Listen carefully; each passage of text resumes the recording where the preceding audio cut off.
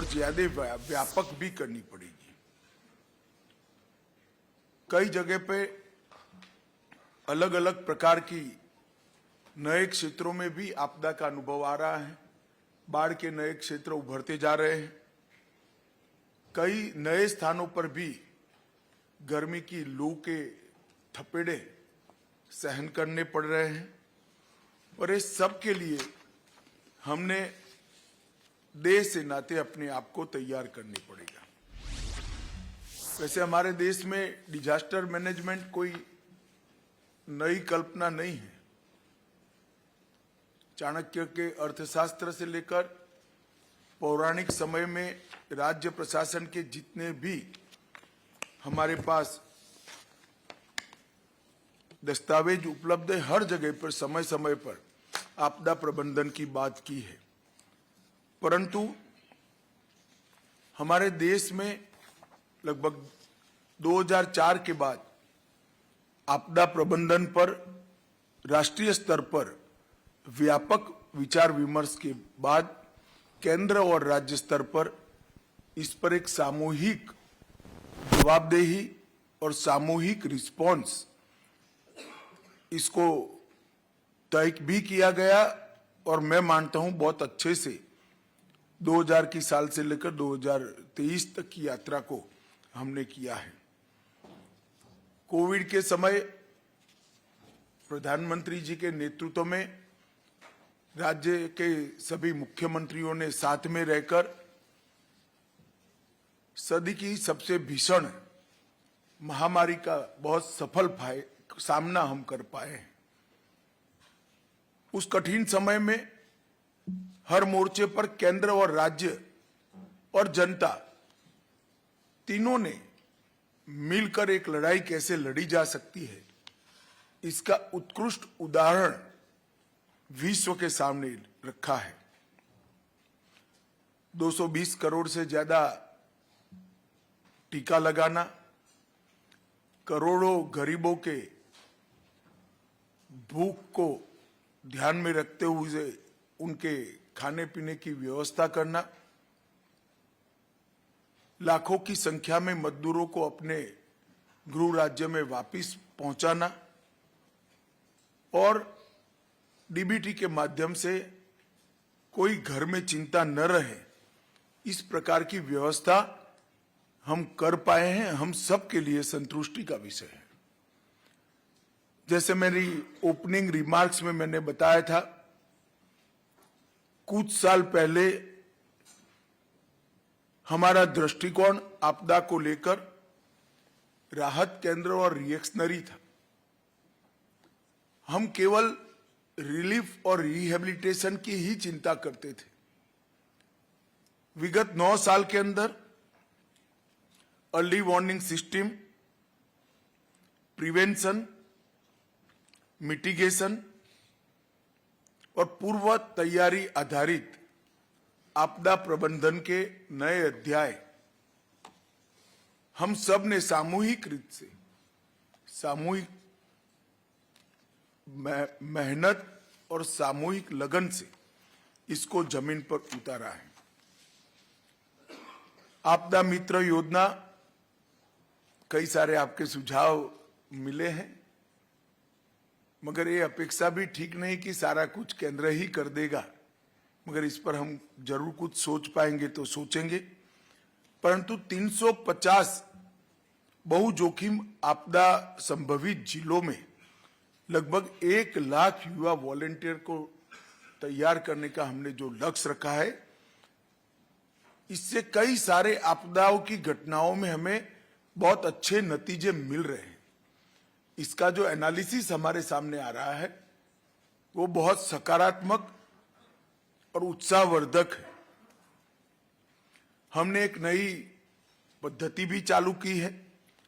IMCT की team जो भेजना है, पहले राज्यों के ज्ञापन की प्रतीक्षा कर कर ज्ञापन आने के बाद भेजते थे। हमने प्रोएक्टिव तरीके से पिछले 4 वर्षों में 10 ही दिनों के अंदर 73 बार आईएमसीटी की टीमें भेजकर केंद्र ने प्रोएक्टिव तरीके से राज्यों को मदद करने के लिए कदम उठाए हैं और इसके कारण 2005-6 से लेकर 2013-14 तक 9 वर्षों में और 2014-15 से लेकर 2022-23 तक 9 वर्षों की तुलना में एसडीआरएफ पहले जो 35,858 करोड़ रुपया बांटा गया था, इसकी जगह 3 गुना बढ़ोतरी लगभग 1,04,704 करोड़ हुआ है। और एनडीआरएफ से जो पैसा जारी किया गया 25,000 करोड़ की तुलना में 77,000, उसमें भी करीब करीब 3,000 करोड़ की बढ़ोतरी हुई है। मैं बात इसलिए बताना चाहता हूं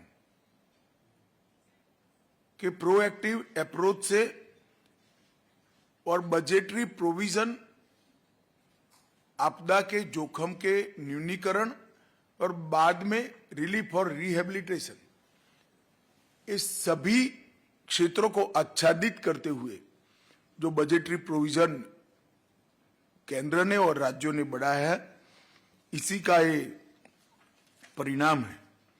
21 में नेशनल डिजास्टर मिटिगेशन फंड का गठन किया गया, लगभग 16,700 करोड़ रुपया एसडीएमएफ के अंतर्गत केंद्र के अंतर्गत और एसडीएमएफ के अंतर्गत 32,031 करोड़ रुपया समन के लिए हमने जो किया है, उसका भी मुझे लगता है लॉन्ग टर्म बहुत बड़ा फायदा ये लड़ाई लड़ने में हमें होने वाला है। इंडिया डिजास्टर रिसोर्स नेटवर्क, इसकी राष्ट्रव्यापी सूची बनी है। लगभग 1 लाख नए रिकॉर्ड्स जनरेट किए गए हैं। नागपुर में एनडीआरएफ की एकेडमी की आधारशिला रखी गई है। लगभग काम समाप्ति के आरे पर है। 354 करोड़ से कॉमन अलर्टिंग प्रोटोकॉल्स को एसएमएस के जरिए से लागू करने का प्रावधान किया गया है। आपदा प्रबंधन सूचना प्रणाली portal 112 emergency response support system और 241 विश्वविद्यालयों के अंदर India universities and institution network for disaster risk reduction की स्थापना, ये हमारे बहुत उपयोगी और बहुआयामी इनिशिएटिव है। सुभाष चंद्र बोस पुरस्कार के माध्यम से आपदा प्रबंधन के क्षेत्र में कंट्रीब्यूट करने वाले व्यक्ति और संस्था दोनों को पुरस्कृत करने की परंपरा सम्माननीय प्रधानमंत्री जी ने प्रस्तापित की है। इससे निश्चित रूप से इस क्षेत्र में काम करने वाली संस्थाओं के कर्मचारियों में और व्यक्तियों में, दोनों में उत्साहवर्धन हुआ है। अभी कमल जी ने 10 ऐप और साइट्स का आप लोगों को डिटेल दिया है, जिसके बारे में मौसम का पूर्वानुमान, बिजली गिरने की संभावनाएं, भारी बारिश, कई प्रकार की चेतावनियां समय रहते हमें मिलती हैं, जो हमें लोगों की जान बचाने में और पशुधन बचाने में भी बहुत उपयोगी हो सकती है। अलग अलग 32 गाइडलाइंस बनाकर यहां से आपके पास भेजा गया है। देश में बाढ़ से बचने के लिए इसरो द्वारा नॉर्थ ईस्ट में लगभग 271 वेटलैंड की पहचान की गई है। आईएमडी द्वारा वर्षा की संभावना और इसके आधार पर होने वाले बाढ़ की सूचना पहले 3 दिन पहले भेजी जाती थी, अब 5 दिन पहले भेजी जाती है, जिससे बचाव के लिए काफी समय मिले और इस साल ही बाढ़ के पर चर्चा करने के लिए जो मीटिंग हुई, इसमें मैंने निर्देश दिए हैं कि इसको 7 दिन पहले पहुंचने के लिए अगले साल तक हम कदम उठाएंगे। पर्यावरण मंत्रालय द्वारा 13 प्रमुख नदियां जहां से बाढ़ निर्मित होती है, उसके किनारे पौधे लगाकर बाढ़ को नियंत्रित करने का प्रयास किया गया है। मैं आप सभी का ध्यान जरूर आकृष्ट करना चाहूंगा कि देश के जिन जिन राज्यों में न्यूक्लियर पावर स्टेशन बन रहे हैं,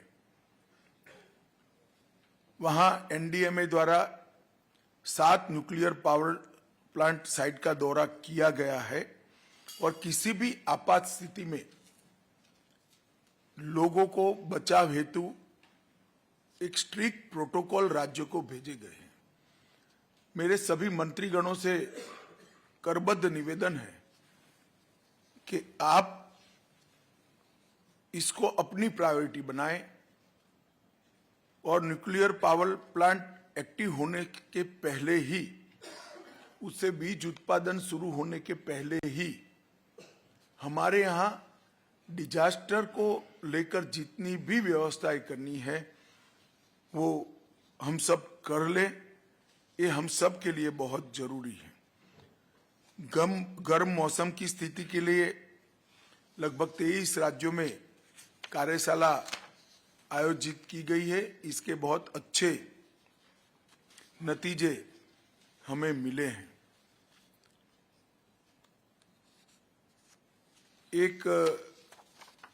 कुछ राज्यों के द्वारा किसानों के मुआवजे के लिए कुछ सुझाव दिए गए हैं।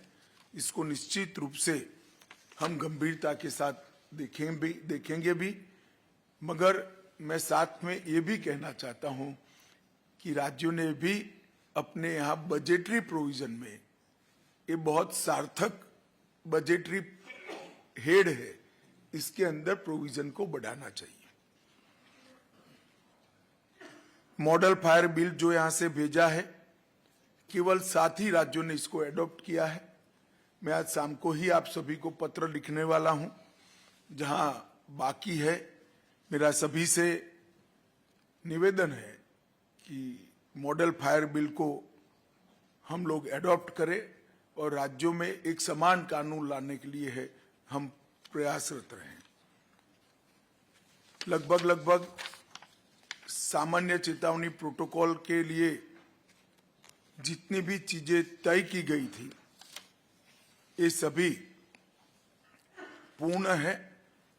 तटीय सायरन के साथ पीओसी प्रगति पर है, बाकी सारे काम पूर्ण किए गए हैं।